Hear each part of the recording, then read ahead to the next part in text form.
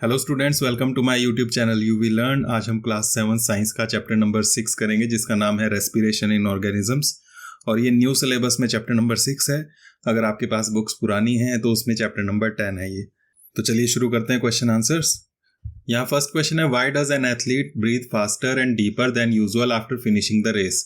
Race finish होने पर athlete जो होता है दौड़ने वाला, वो बहुत तेज तेज सांस लेता है, लंबी लंबी सांसें लेता है। तो ऐसा क्यों है, उसका रीजन पूछा हुआ है। तो आंसर होगा, an athlete needs a lot of energy to run and for that a lot of oxygen is needed. तो दौड़ने के लिए बहुत ज्यादा एनर्जी चाहिए होती है, और वो एनर्जी तब मिलती है जब हमारी सेल्स को ऑक्सीजन मिलती है। रेस्पिरेशन इसे ही कहते हैं। जो ऑक्सीजन हमारी बॉडी में जाती है वो सेल्स तक पहुंचती है, और ऑक्सीजन जो है हमारे फूड पार्टिकल्स के साथ रिएक्ट करती है और उससे एनर्जी बनती है। तो ऑक्सीजन ज्यादा मिलेगी तभी एनर्जी ज्यादा बनेगी। तो ज्यादा ऑक्सीजन इसलिए चाहिए होती है ताकि एनर्जी ज्यादा मिल पाए। सो ही और she breathes faster and deeper than usual after finishing the race. तो ये लास्ट सेंटेंस क्वेश्चन में से ही है, पूरा का पूरा बहुत सिंपल सा आंसर है ये। नेक्स्ट क्वेश्चन है, list the similarities and differences between aerobic and anaerobic respiration. Aerobic and anaerobic respiration दो तरह के रेस्पिरेशन हैं ये। इनमें सिमिलैरिटीज और डिफरेंसेस आपको यहाँ बताने हैं। तो सबसे पहले हम सिमिलैरिटीज देखते हैं। First, energy is released in both of them. दोनों में एनर्जी रिलीज होती है। रेस्पिरेशन किसी भी तरह का हो, एरोबिक चाहे एनारोबिक, दोनों में एनर्जी मिलती है। Second, carbon dioxide is released in both of them. दोनों में कार्बन डाइऑक्साइड रिलीज होती है। Third, food is broken down in both of them. दोनों में फूड ब्रेक डाउन होता है। फूड ब्रेक डाउन होने से ही एनर्जी रिलीज होती है। तो इस तरह से ये 3 सिमिलैरिटीज हैं एरोबिक एंड एनारोबिक रेस्पिरेशन में। इसको और शॉर्ट करना चाहो तो आप इस तरह से भी लिख सकते हैं इसको। Number 1, energy is released. Number 2, carbon dioxide is released. And number 3, food is broken down. ये बोथ ऑफ देम जो लास्ट में लिखा है, इसको लिखने की जरूरत नहीं है अगर आप इसको और शॉर्ट करना चाहो तो। इसके बाद आपको डिफरेंसेस भी पूछे हैं इसी क्वेश्चन में, तो नेक्स्ट डिफरेंसेस भी देख लेते हैं। डिफरेंसेस के लिए आपने टेबल बनाना है इस तरह का। इसमें फर्स्ट कॉलम में आप लिखेंगे एरोबिक रेस्पिरेशन, सेकंड में एनारोबिक रेस्पिरेशन। और डिफरेंसेस में फर्स्ट आएगा एरोबिक रेस्पिरेशन के अंदर, it takes place in the presence of oxygen. Aerobic का मतलब ही यही होता है, in the presence of air. Air से ही बना है एरोबिक, तो ऑक्सीजन चाहिए होती है इसके लिए। It takes place in the presence of oxygen. Aerobic respiration oxygen की प्रेजेंस में होती है। और यहाँ राइट साइड में एनारोबिक रेस्पिरेशन के नीचे आप लिखेंगे, it takes place in the absence of oxygen. ये ऑक्सीजन की एब्सेंस में होती है। जब ऑक्सीजन प्रेजेंट ना हो तब ये एनारोबिक रेस्पिरेशन होती है। Second, complete breakdown of food. Aerobic respiration में फूड का कंप्लीट ब्रेकडाउन होता है। पूरी तरह से वो ब्रेकडाउन होकर कार्बन डाइऑक्साइड, वाटर और एनर्जी रिलीज होती है। और एनारोबिक रेस्पिरेशन में इनकम्प्लीट ब्रेकडाउन ऑफ फूड होता है। पूरी तरह से वो ब्रेकडाउन नहीं होता, उसमें अल्कोहल या लैक्टिक एसिड बनता है, साथ में कार्बन डाइऑक्साइड और एनर्जी रिलीज होती है। Third, more energy is released. Aerobic respiration में मोर एनर्जी रिलीज होती है, ज्यादा एनर्जी बनती है। एनारोबिक में लेस एनर्जी इज रिलीज्ड। तो इस तरह से ये डिफरेंसेस आप लिख सकते हैं। इसके बाद थर्ड क्वेश्चन है, why do we often sneeze when we inhale a lot of dust laden air. तो जब हम धूल भरी हवा में सांस लेते हैं तो हमें छींक क्यों आती है, स्नीज क्यों करते हैं हम, वो पूछा हुआ है। आंसर होगा, when we inhale dust laden air the dust particles irritate the lining of the nasal cavity, this causes sneezing. तो धूल भरी हवा में जब हम सांस लेते हैं तो जो डस्ट पार्टिकल्स होते हैं हमारे नाक के अंदर चले जाते हैं। नेजल कैविटी होता है नाक के अंदर का खाली स्पेस, वहां चले जाते हैं और अंदर से स्किन को इरिटेट करते हैं, वो नाक की स्किन को। तो इस वजह से, उस इरिटेशन की वजह से स्नीजिंग होती है, छींक आती है, ताकि वो पार्टिकल्स बाहर निकल जाएं। फोर्थ क्वेश्चन है, take 3 test tubes, fill 3/4 of each with water, label them A, B and C. Keep a snail in test tube A, a water plant in test tube B, and in C keep snail and plant both. Which test tube would have the highest concentration of carbon dioxide? ये आपका question है। यहाँ पर बोला है 3 test tubes लीजिए, उनमें 3/4 water लेना है आपने, और उनमें तीनों का नाम आपने रख लेना है A, B और C। और फर्स्ट वाली जो टेस्ट ट्यूब है, टेस्ट ट्यूब A, उसमें आपने एक स्नेल डालना है पानी के अंदर। सेकंड टेस्ट ट्यूब जो है उसमें एक वाटर प्लांट, पानी वाला कोई पौधा। और टेस्ट ट्यूब C जो है उसमें स्नेल और प्लांट दोनों डालने हैं। अब आपको पूछा है कि किस पानी में, किस टेस्ट ट्यूब के अंदर जो पानी है उसमें कार्बन डाइऑक्साइड सबसे ज्यादा होगा। तो यहाँ 2 तरह के ऑर्गेनिजम्स यूज किए हैं, स्नेल और वाटर प्लांट्स। स्नेल जो है उसमें रेस्पिरेशन होती है, तो ऑक्सीजन लेता है, कार्बन डाइऑक्साइड रिलीज करता है। प्लांट में भी इसी तरह से रेस्पिरेशन होती है, ऑक्सीजन लेते हैं, कार्बन डाइऑक्साइड रिलीज करते हैं। लेकिन प्लांट जो है वो फोटोसिंथेसिस भी करते हैं, अपना फूड भी बनाते हैं, चैप्टर 1 में आपने पढ़ा हुआ है। तो उसके लिए वो कार्बन डाइऑक्साइड कंज्यूम करते हैं, लेते हैं और ऑक्सीजन रिलीज करते हैं। और प्लांट सांस लेने में जितना ऑक्सीजन लेते हैं उससे ज़्यादा ऑक्सीजन वो छोड़ते हैं और कार्बन डाइऑक्साइड ज़्यादा लेते हैं। तो इस वजह से जहाँ जहाँ वाटर प्लांट है आपके टेस्ट ट्यूब बी और सी में, वहाँ पर कार्बन डाइऑक्साइड खत्म होती जाएगी, धीरे धीरे कम होती जाएगी, क्योंकि वहाँ पर प्लांट अपना फूड बनाने के लिए उसको यूज़ कर रहे हैं। और टेस्ट ट्यूब ए में वाटर प्लांट नहीं है, वहाँ सिर्फ स्नेल है, तो वहाँ पर कार्बन डाइऑक्साइड बढ़ती जाएगी। तो इस तरह से आंसर बनेगा test tube A will have the highest concentration of carbon dioxide because in other test tubes carbon dioxide will be utilised by water plants. तो टेस्ट ट्यूब ए में कार्बन डाइऑक्साइड सबसे ज़्यादा होगी, क्योंकि बाकी दोनों टेस्ट ट्यूब्स में water plants हैं, वो कार्बन डाइऑक्साइड को यूज़ कर लेंगे। क्वेश्चन नंबर 5 है टिक द करेक्ट आंसर। यहाँ पर करेक्ट आंसर आपको टिक करना है, चॉइसेस हैं, ऑप्शंस हैं आपके पास दिए हुए, यहाँ करेक्ट आंसर पर टिक करना है। ए पार्ट है इसमें, in cockroaches air enters the body through. Cockroaches में एयर, हवा कहाँ से एंटर करती है उनकी बॉडी में, सांस कहाँ से लेते हैं, वो आपको पूछा हुआ है। इसमें फर्स्ट ऑप्शन है lungs, second gills, third spiracles, fourth skin. तो कॉकरोचेस के बारे में आपने पढ़ा होगा, कॉकरोचेस जो हैं उनके अंदर लंग्स नहीं होते हैं, उनके अंदर एयर ट्यूब्स होती हैं, और बाहर जहाँ पर ये खुलती हैं बॉडी में, बॉडी के साइड्स में, वहाँ छोटे छोटे होल्स होते हैं, उन्हें स्पिरेकल्स कहते हैं। तो इसका करेक्ट आंसर होगा स्पिरेकल्स, वहाँ से वो सांस लेते हैं। तो आंसर आप लिख सकते हैं थर्ड, स्पिरेकल्स। बी पार्ट है during heavy exercise we get cramps in the legs due to the accumulation of.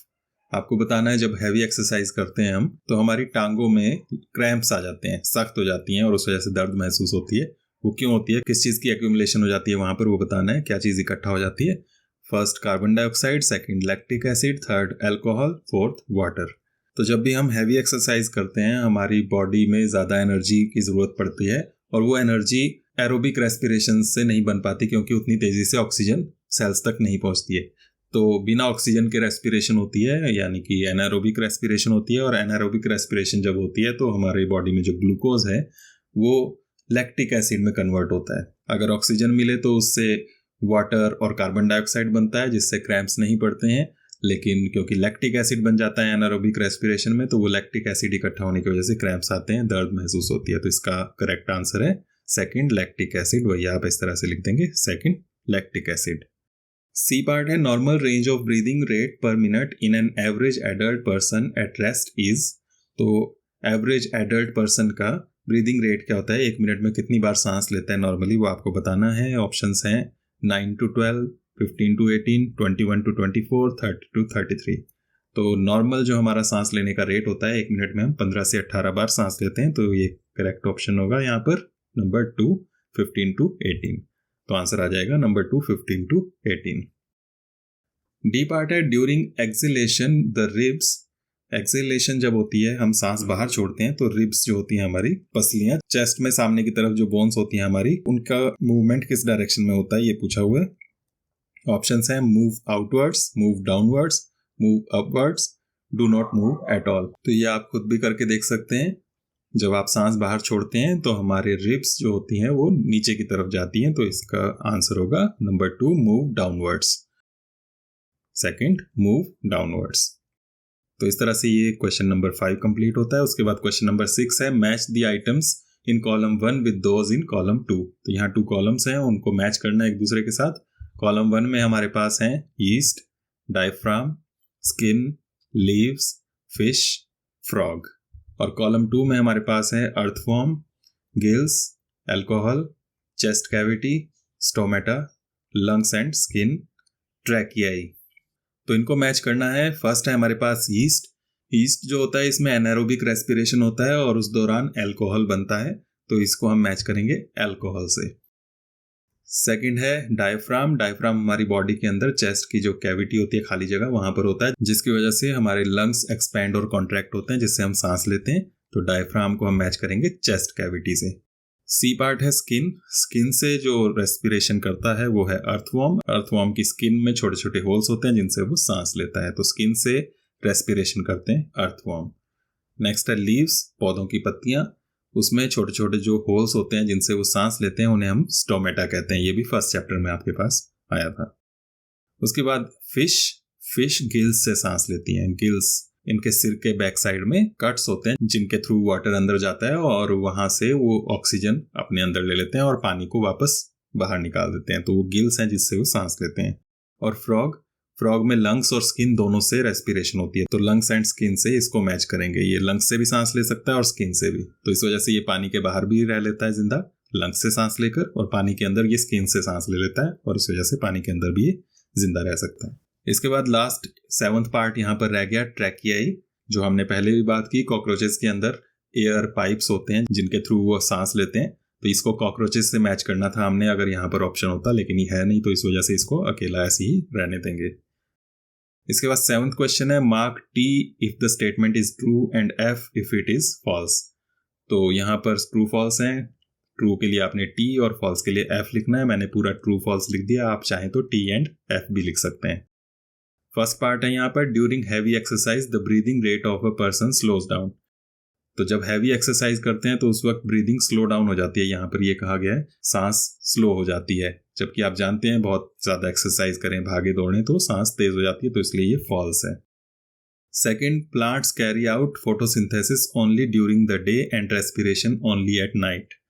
तो ये भी हमने पहले भी बात की है, फर्स्ट चैप्टर में भी बात की है। प्लांट्स जो है वो फोटोसिंथेसिस करते हैं, वो तो दिन में ही करते हैं क्योंकि सनलाइट चाहिए, लेकिन रेस्पिरेशन कोई भी ऑर्गेनिज्म हो उसको रेस्पिरेशन हमेशा जरूरत पड़ती है, उसके बिना वो जिंदा नहीं रह सकता। तो सांस हमेशा लेते हैं और सांस लेने के लिए ऑक्सीजन गैस का ही यूज करते हैं, ये भी आपने ध्यान रखना है। तो respiration 24 hours day and night चलती है, तो इसलिए ये फॉल्स है। थर्ड पार्ट है frogs breathe through their skins as well as their lungs. तो ये भी लास्ट क्वेश्चन में अभी हमने देखा, फ्रॉग्स जो हैं वो स्किन और लंग्स दोनों से सांस लेते हैं, तो इसलिए ये ट्रू हो गया। इसके बाद फोर्थ पार्ट है the fishes have lungs for respiration. Fishes के पास लंग्स होती हैं, ये भी लास्ट क्वेश्चन में देखा, लंग्स से सांस नहीं लेते हैं, उनके पास गिल्स होते हैं, गिल्स से वो सांस लेते हैं, तो इसलिए ये फॉल्स है। लास्ट पार्ट है the size of the chest cavity increases during inhalation. तो जब हम सांस लेते हैं, सांस लेते हुए चेस्ट कैविटी जो होती है हमारी चेस्ट के अंदर का स्पेस, वो इंक्रीज हो जाता है। तो ये सही बात है, हमारी छाती फूल जाती है, इस वजह से ये ट्रू है।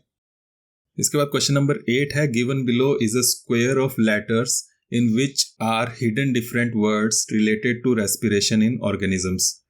These words may be present in any direction, upwards, downwards, or along the diagonals. Find the words for your respiratory system. Clues about those words are given below the square. तो यहाँ पर ये activity है, यहाँ पर crossword puzzle है, ये आपके पास स्क्वायर है, इसमें लेटर्स दिए हुए हैं और यहाँ पर रेस्पिरेटरी सिस्टम से रिलेटेड वर्ड्स हैं और उन वर्ड्स को ढूंढना है। वो ऊपर से नीचे, लेफ्ट से राइट, डायगोनल, किसी भी तरह से हो सकते हैं, उनको ढूंढना है यहाँ पर। उसके लिए आपको क्लूज दिए हुए हैं ये, तो इसमें एक एक करके देखते हैं और उनको ढूंढते जाते हैं। फर्स्ट क्लू जो है यहाँ पर वो है the air tubes of insects. तो इंसेक्ट के अंदर एयर ट्यूब्स जो होती हैं उन्हें हम क्या कहते हैं, तो अभी हमने बात की थी, उन्हें हम कहते हैं ट्रैकिया। सिंगल ट्यूब जो होती है उसे ट्रैकिया कहते हैं और प्लूरल इसका बनता है ट्रैकियाई, तो एक ई और लगता है।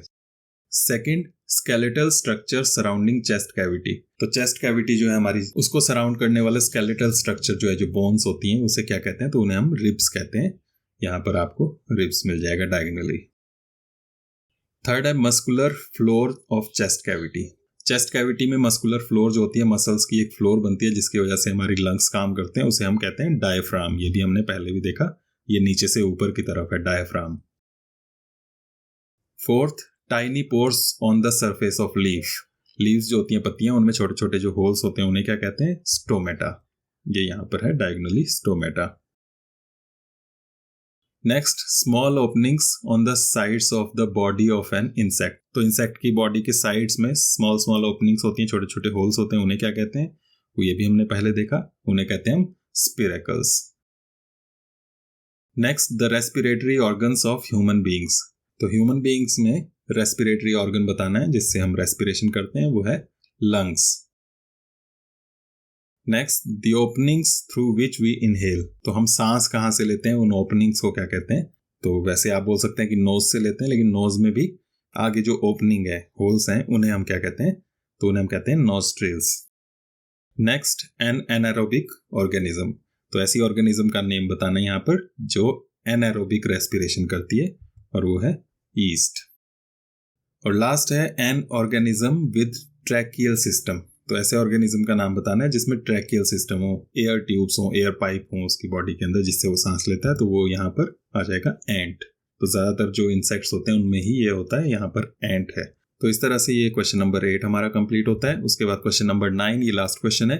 The mountaineers carry oxygen with them because, mountaineers होते हैं पर्वतारोही जो पहाड़ों पर चढ़ते हैं, तो वो अपने साथ ऑक्सीजन लेकर जाते हैं सिलेंडर में। वो क्यों लेकर जाते हैं, वो रीज़न पूछा हुआ है। ऑप्शन है यहाँ पर A, at an altitude of more than 5 kilometre there is no air. तो यहाँ ये बोला हुआ है कि 5 किलोमीटर से ऊपर की हाइट पर कोई हवा नहीं होती, इस वजह से लेकर जाते हैं। B, the amount of air available to a person is less than that available on the ground. यहाँ पर कहा है ज़मीन पर जितनी ऑक्सीजन होती है, हवा होती है, उससे कम होती है हाइट पर। C, the temperature of air is higher than that on the ground. तो यहाँ पर कहा गया है कि जैसे जैसे ऊपर जाते हैं टेम्परेचर बढ़ता जाता है, इस वजह से लेकर जाते हैं। D, the pressure of air is higher than that on the ground. यहाँ पर प्रेशर की बात की है कि जैसे जैसे ऊपर जाते हैं तो प्रेशर बढ़ता जाता है, इस वजह से लेकर जाते हैं।